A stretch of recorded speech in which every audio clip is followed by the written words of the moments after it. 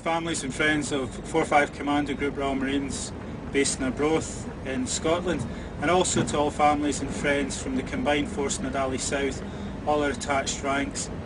My name's Scott Shackleton and I'm the chaplain to the Combined Force based in Nadali South in Helmand.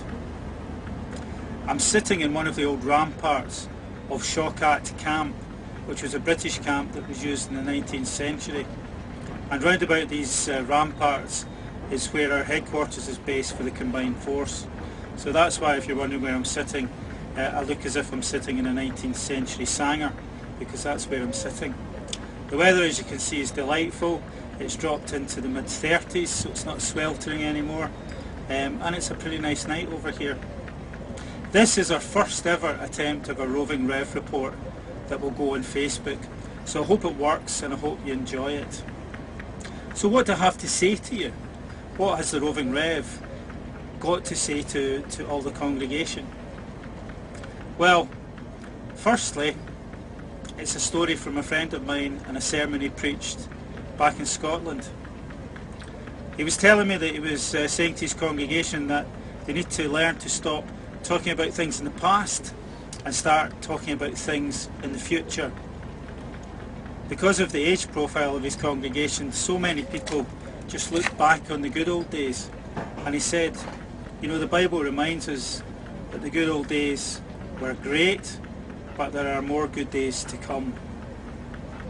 I said some things that are a bit different for me because of the average age of my flock being 21. And when we're out here and when you're all back at home, we spend most of our time talking about the future. When we're home on leave, when we get home from tour, what our next draft's going to be, where we're going to be living, what schools the kids will be going to. So we spend a lot of our time talking about the future. Both of us agreed and concluded that it would be better for us all, both young and old, to start really talking about today first and foremost, and try and concentrate all our efforts on getting the most out of every day that we possibly can, both here if we're in Helmand and also back home. And that's not easy, but it's a good thing for us to try. Perhaps if we were a wee bit better about enjoying today, we can look forward to our tomorrows even more. You know, Jesus was quite wise when he said to his flock, do not worry about tomorrow. Tomorrow will take care of itself, and you can't control it. So just worry about today and the things you need to do today. For the Lord wants to give you good things today. So enjoy today. I hope you enjoy this roving Rev, and I'll see you all next month. God bless.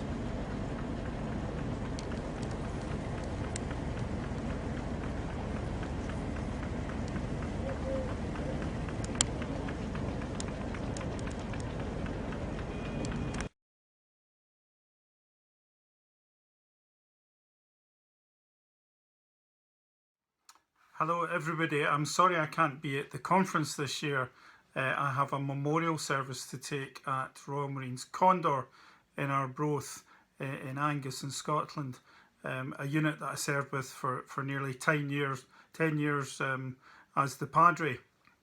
And as some of you might know, I have been connected to the military for nearly 30 years and I have just left the service now and rejoined the church. Thank you so much for inviting me to give a short presentation to you and perhaps to get you thinking in smaller groups about what is the purpose of the League now, what was the original aim of the League, and from what the League was born out of, which is of course the war.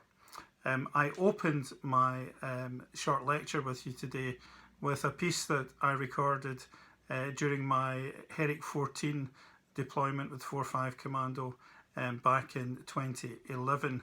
It was a very challenging and interesting tour where I worked very closely conducting a religious engagement programme in support of many individuals around our area, and I enjoyed it significantly.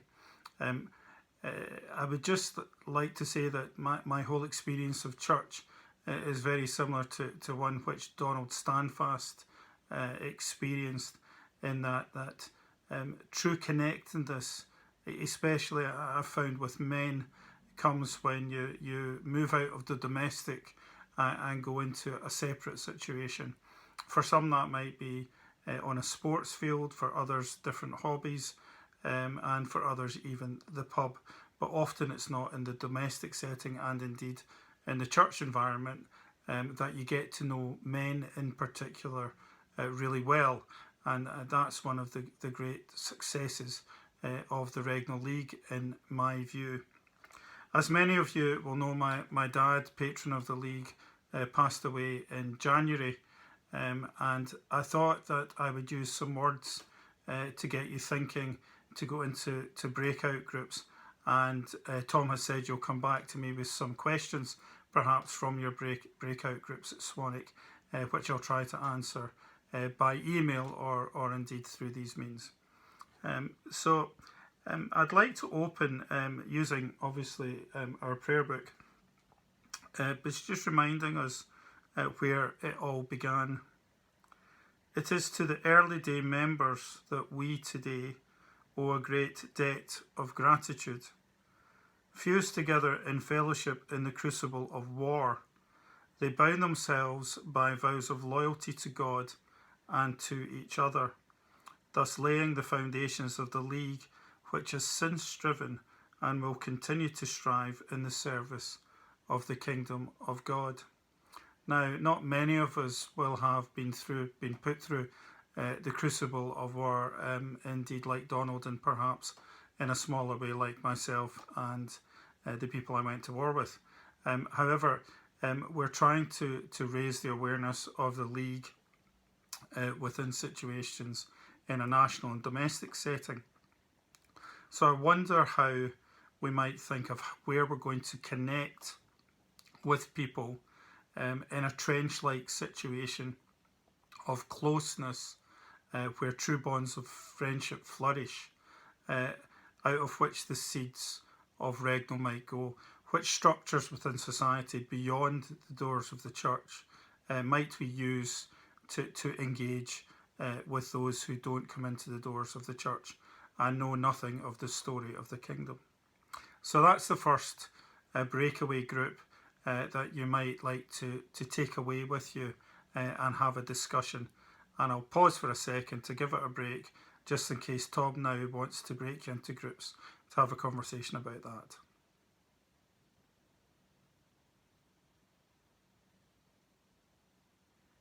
Okay, welcome back. I hope you had a good opportunity to discuss some of the questions I was asking about where we can connect with people as if we were in the trenches with them, as Padre Standfast was with all his men back there. From these early days when the League grew in strength following the war, it grew in strength both in numbers and purpose. It became a movement that attracted both men and women to seek wholeness of life. They were not all highlights, for the League that was born of war almost ceased during that time, during another world war, and the fight for a stronghold, to which the Regnal is called, still goes on. I think it would be fair to say that we're back in the time of the Second World War with Regnal League numbers, and we're on the brink actually of ceasing to be. So the question following on the last one, which is where we can connect with people and get to know them and become true friends of them, how does that then translate into inviting men and women to become part of a Regnal circle? What is our unique selling point that would attract them to that? And are we truly open and tolerant of all views when we invite people in? And as a circle, do we give everyone an equal voice? So I'm going to pause again with that question of having connected with people where they are in their trenches in life, both good and bad. Having done that, what is it we tell them about the Regnal that would make them want to come and join a circle? I'll pause again for a minute to allow you to break away into some of your smaller groups.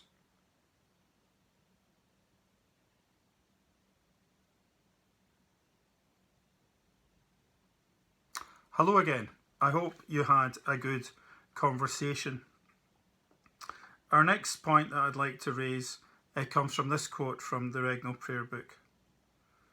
The Regnal League has been a means through which many have found inspiration and dedication in the quest for wholeness of life. Through its areas and circles, members have sought and found the full purpose of a God-given life. Through them, a stream of service has flowed to the church and the community in corporate effort as well as individual commitment. What would you say, reflecting on your time with Regnal, the difference that you have made as a circle and as the League to individuals and indeed to your broader community? I can speak as a member of the Bridgeton Circle in Glasgow, where I can truly say I saw individuals' lives of men utterly transformed for the better by joining the Regnal Circle in Bridgeton. Utterly transformed. Indeed, some would say saved. Additionally, I think the Regnal League offered in Bridgeton a place for men in particular to go that was neither the Orange Lodge, which risked, of course, people's thoughts of sectarianism, nor was it the Masonic Lodge nor the golf club, which for many was accessed by people who were middle class and not necessarily working class, which is where the Bridgeton Circle is based. Therefore, my question is to you, can you think of individuals whose lives have been transformed by joining a circle? What comments do you have on that?